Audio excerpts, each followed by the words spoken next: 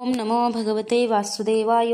तर आपण श्रीमद भागवत महापुराण पाहत आहोत आणि त्यातील हा आपला पाचव्या स्कंदातील अध्याय 24व्या अध्यायामध्ये आपण राहू इत्यादींची स्थिती आणि अतल इत्यादी खालच्या लोकांचे वर्णन पाहणार आहोत. श्री सुख म्हणतात, परीक्षिता, काही लोकांचे म्हणणे आहे की सूर्यापासून 10,000 योजने दूर खालच्या बाजूस राहू नक्षत्रांप्रमाणे फिरत आहेत. भगवंतांच्या कृपेनेच याने देवत्व आणि ग्रहत्व प्राप्त केले आहे. हा सिंहिका पुत्र स्वतः असुराधम असल्या कारणाने कोणत्याही प्रकारे या पदाला योग्य नव्हता. याच्या जन्म आणि कर्माचे वर्णन आपण पुढे करू. सूर्याचा हा जो अत्यंत तप्त गोल आहे त्याचा विस्तार 10,000 योजने सांगितला जातो. याचप्रमाणे चंद्रमंडलाचा विस्तार 12,000 योजने आहे आणि राहूचा 13,000 योजने आहे. राहू अमृतपानाच्या वेळी सूर्य आणि चंद्र यांच्यामध्ये देवाच्या वेशात येऊन बसला. त्यावेळी सूर्य आणि चंद्राने याचे गुपित फोडले होते. ते वैर लक्षात ठेवून हा अमावस्या आणि पौर्णिमा या दिवशी त्यांच्यावर आक्रमण करतो. हे पाहून भगवंतांनी सूर्य आणि चंद्र यांच्या रक्षणासाठी त्या दोघांच्या जवळ आपले प्रिय आयुध सुदर्शन चक्र ठेवले आहे. ते नेहमी फिरत असते. म्हणून राहू त्याच्या असह्य तेजाने उद्विग्न आणि आश्चर्यचकित होऊन थोडा वेळ त्याच्या समोर राहून पुन्हा मागे फिरतो. त्याच्या थांबण्यालाच लोक ग्रहण म्हणतात. राहूच्या 10,000 योजने खालील बाजूस सिद्ध, चारण आणि विद्याधर यांची स्थाने आहेत. त्याच्या खालच्या बाजूस जिथपर्यंत वायूची गती आहे आणि ढग दिसतात तो अंतरिक्ष लोक आहे. हे यक्ष, राक्षस, पिशाच, प्रेत आणि भूतांचे विहार करण्याचे स्थान आहे. त्याच्या खाली 100 योजने अंतरावर ही पृथ्वी आहे. हंस, गिधाडे, ससाने, गरुड इत्यादी प्रमुख पक्षी जिथपर्यंत उडू शकतात तिथपर्यंत हिची सीमा आहे. पृथ्वीचा विस्तार आणि स्थिती यांचे वर्णन झालेच आहे. तिच्याही खाली अतल, वितल, सुतल, तलातल, महातल, रसातल आणि पाताळ नावाची 7 भुविवरे भूगर्भातील बिळे किंवा लोक आहेत. ही एकाखाली एक 10,000 योजने अंतरावर आहेत आणि यापैकी प्रत्येकाची लांबी रुंदी 10,000 योजने इतकीच आहे. भूमीखालील ही विवरे सुद्धा एक प्रकारचे स्वर्गच आहेत. हे स्वर्गापेक्षाही अधिक विषयभोग, ऐश्वर्य, आनंद, संतान सुख आणि धनसंपत्ती आहे. येथील वैभवपूर्ण भवने, उद्याने आणि क्रीडा स्थानांमध्ये दैत्य, दानव आणि नाग निरनिराळ्या मायामय क्रीडा करीत निवास करतात. हे सर्व गृहस्थ धर्माचे पालन करणारे आहेत. त्यांचे स्त्री, पुत्र, बंधू, बांधव आणि सेवक त्यांच्यावर फार प्रेम करतात आणि नेहमी प्रसन्न चित्त असतात. त्यांच्या भोगांमध्ये विघ्न आणण्याचे इंद्रादिकांनाही सामर्थ्य नाही. महाराज, या विवरात मायावी मयदानवाने बनविलेली अनेक नगरे सौंदर्याने झगमगत आहेत. अनेक जातींच्या सुंदर सुंदर श्रेष्ठ रत्नांनी रचलेली चित्रविचित्र भवने, तट, नगरद्वारे, सभागृहे, मंदिरे, मोठमोठी अंगणे आणि घरे यांनीही सुशोभित आहेत. तसेच यांच्या फरशांवर नाग आणि असुरांच्या जोड्या तसेच कबूतर, पोपट, मैना इत्यादी पक्षी किलबिलाट करीत असतात. पाताळ अधिपतींची भव्य भवने या नगरांची शोभा वाढवितात. तेथील बगीचे सुद्धा आपल्या शोभेने देवलोकातील उद्यानांच्या शोभेवर मात करतात. तेथे अनेक वृक्ष आहेत ज्यांच्यावरील सुंदर डहाळ्या फळाफुलांचे गुच्छ आणि कोमल अंकुराच्या भारांनी झुपलेल्या असतात. तसेच त्यांना निरनिराळ्या वेलींनी आपल्या अंगपाशाने बांधून ठेवले आहे. तेथे निर्मल जलाने भरलेले जे अनेक जलाशय आहेत त्यात विविध पक्ष्यांच्या जोड्या विलास करीत असतात. या वृक्षांच्या आणि जलाशयांच्या सौंदर्याने ती उद्याने अतिशय शोभून दिसतात. त्या जलाशयात राहणारे मासे जेव्हा क्रीडा करीत असतात, उसळी मारतात, तेव्हा त्यातील पाणी खळाळते. त्याचबरोबर पाण्यावर उमललेली कमळे, कुमुदे, नीलकमळे, कल्हारे, लाल कमळे आणि शतपत्रे इत्यादींचे ताटवे सुद्धा हलू लागतात. या कमळांच्या वनात राहणारे पक्षी अविश्रांत क्रीडा करीत निरनिराळे अतिशय गोड आवाज काढीत असतात. ते ऐकून मन आणि इंद्रियांना अतिशय आनंद होतो. त्यावेळी सर्व इंद्रियांमध्ये आनंदाचे भरते येते. तेथे सूर्यांचा प्रकाश पोहोचत नाही, म्हणून दिवस रात्र अशा कालविभागाचीही भीती वाटत नाही. तेथील संपूर्ण अंधकाराला मोठमोठ्या नागांच्या मस्तकावरील मणीच दूर करतात. येथे राहणारे लोक दिव्य औषधी, रस, रसायने, अन्न, पाणी, स्नान इत्यादींचे सेवन करतात. त्यांना मानसिक किंवा शारीरिक रोग होत नाहीत.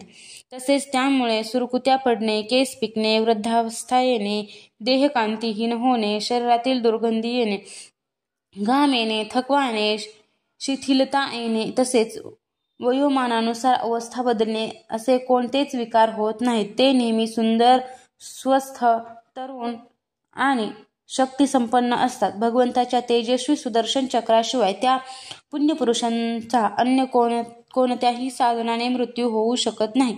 सुदर्शन चक्र येताच त्यांच्या भयामुळे तेथील असुर स्त्रियांचा गर्भपात होतो. अतल लोकांमध्ये मयदानवाचा पुत्र बल नावाचा असुर राहतो. त्याने 96 प्रकारची माया रचली आहे. त्यांपैकी काही माया आज सुद्धा मायावी पुरुषांच्या ठिकाणी आढळतात. त्याने एकदा जांभई दिली होती. त्यावेळी त्याच्या मुखातून स्वैरिणी, फक्त आपल्या वर्णाच्या पुरुषांशी रममाण होणारी कामिनी, अन्य वर्णांच्या पुरुषांशी सुद्धा समागम करणारी ही पुष्कली, अत्यंत चंचल स्वभावाची अशा 3 प्रकारच्या स्त्रिया उत्पन्न झाल्या. या त्या लोकी राहणाऱ्या पुरुषांना हटक नावाचा रस पाजून संभोग करण्यासाठी समर्थ बनवित असतात आणि नंतर त्यांच्याबरोबर आपल्या हावभावयुक्त चेष्टा, प्रेमळ हास्य, प्रेमालाप आणि आलिंगन इत्यादीद्वारा यथेष्ट विलास करतात. तो हटक रस प्यायल्यावर मनुष्य मंदाध होतो आणि स्वतःला 10,000 हत्ती इतका बलवान समजून मी ईश्वर आहे, मी सिद्ध आहे अशा प्रकारे बढाया मारू लागतो. त्याच्या खाली वितळ लोकांमध्ये भगवान हटकेश्वर नावाचे महादेव आपले पार्षद भूतगणांसह राहतात. ते प्रजापतीच्या सृष्टीच्या वृद्धीसाठी भवानी बरोबर विहार करीत असतात. त्या दोघांच्या तेजाने तेथे हटकी नावाची एक श्रेष्ठ नदी निघाली आहे. वायूने प्रज्वलित असलेला अग्नी तिचे पाणी अत्यंत उत्साहाने पितो. तो जो हटक नावाचे सोने थुंकतो त्यापासून बनविलेले अलंकार दैत्यराजाच्या अंतःपुरात स्त्री पुरुष सर्वजण धारण करतात. वितळाच्या खाली सुतल लोक आहेत.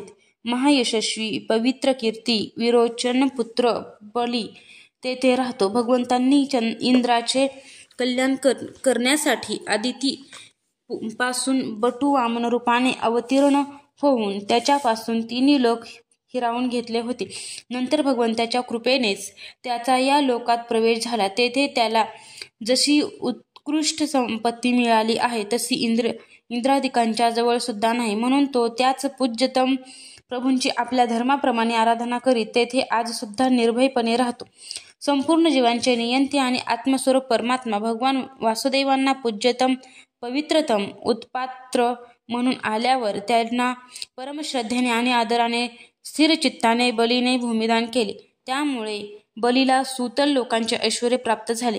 हे काही त्याचे मुख्य फळ नाही. हे ऐश्वर्य तर नाशिवंत आहे, परंतु ते भूमिदान साक्षात मोक्षाचेच द्वार ठरले.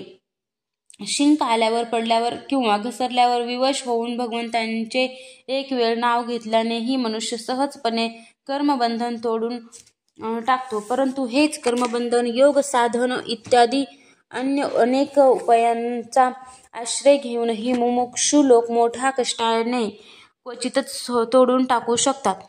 म्हणून आपले संयमी भक्त आणि ज्ञानी लोकांना स्वरूप प्रदान करणारे आणि स्वतः प्राण्यांचे आत्मा अशा श्री भगवंताच्या आत्मभावाने दिलेल्या भूमिदानाचे तेथील ऐश्वर्य हे फळ होऊ शकत नाही. जरी भगवंतांनी बलीला त्याच्या सर्वस्वदानाच्या बदल्यात आपले विस्मरण करणारे हे मायामय भोग आणि ऐश्वर्यही दिले असते, तरी त्यांनी बलीवर हा अनुग्रह केला असे झाले नसते. दुसरा कोणताही उपाय नाही असे पाहून भगवंतांनी याचनेच्या बहाण्याने त्याचे त्रैलोक्याचे राज्य हिरावून घेतले आणि त्याच्याजवळ फक्त त्याचे शरीरच शिल्लक ठेवले आणि वरुणाच्या पाशाने बांधून पर्वताच्या गुहेत फेकून दिल्यावर तो म्हणाला होता, खेदाची गोष्ट आहे की हा देवराज इंद्र किंवा सल्लामसलतीसाठीच पूर्णपणे नेमलेला बृहस्पती हा मंत्री स्वार्थ साधण्यात मुळीच कुशल नाही, कारण त्यांनी भगवान उपेंद्राची अवहेलना करून त्याचे दास्य न मागता त्याच्याद्वारा माझ्याकडून हे भोगच मागितले. हे तिन्ही लोक फक्त एक मन्वंतरापर्यंतच राहणार आहेत आणि हे मन्वंतर अनंत कालाचा फक्त एक अवयव आहे. भगवंतांच्या दास्यापुढे या तुच्छ भोगाची काय किंमत आहे? भगवंतांनी स्वतःचे वडील हिरण्यकशिपू यांना मारल्यानंतर आपल्या पितामह प्रल्हादांनी प्रभूंच्या सेवेचाच वर मागितला होता. भगवंत देऊ इच्छित होते तरी त्यांनी त्यांच्यापासून दूर करणारे आपल्या पित्याचे निष्कंटक राज्य नाही घेतले. माझ्यावर ना भगवंताची कृपा ना माझ्या वासना शांत झालेल्या अशा स्थितीत माझ्यासारखा कोण पुरुष त्या महानुभावाच्या जवळ तरी जाण्याची इच्छा करेल? ह्या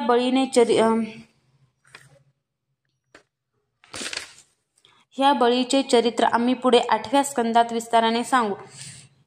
आपल्या भक्तांसाठी भगवंताचे हृदय दयेने भरलेले असते. म्हणून अखिल जगाचे गुरु भगवान नारायण हातात गदा घेऊन सुतल लोकात राजा बलीच्या दारावर राहतात. दिग्विजय करीत करीत एकदा रावण तेथे पोहोचला, तेव्हा भगवंतांनी आपल्या पायाच्या अंगठ्यानेच त्याला लाखो योजने दूर फेकून दिले आणि बलीचे काम स्वतः केले. सुतल लोकाच्या खाली तलातल आहे. तेथे त्रिपुराधिपती दानवराज मय राहतो. त्रैलोक्याचे कल्याण करण्यासाठी भगवान शंकरांनी त्यांची तिन्ही नगरे भस्म केली होती. नंतर त्यांच्याच कृपेने त्याला हे स्थान मिळाले. तो मायावींचा परमगुरू आहे आणि महादेवांच्या कृपेने सुरक्षित आहे, म्हणून त्याला सुदर्शन चक्रापासून सुद्धा भय नाही. तेथील निवासी त्याला पूज्य मानतात. त्याच्या खाली महातलामध्ये कद्रूपासून उत्पन्न झालेल्या अनेक डोकी असलेल्या सर्पांचा क्रोधवश नावाचा एक समुदाय राहतो. त्यांच्यामध्ये कुहक, तक्षक, कालीय, सुषेण इत्यादी मुख्य आहेत. त्यांचे फणे मोठमोठे आहेत. भगवंताचे वाहन पक्षी राजगरुड याला ते नेहमी घाबरतात.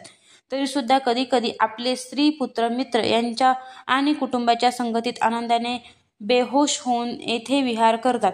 त्याच्या खाली रसातळात पनी नावाचे दैत्य आणि दानव राहतात. यांना निवातक, कवचकाले आणि हिरण्यपुरवासी असेही म्हणतात.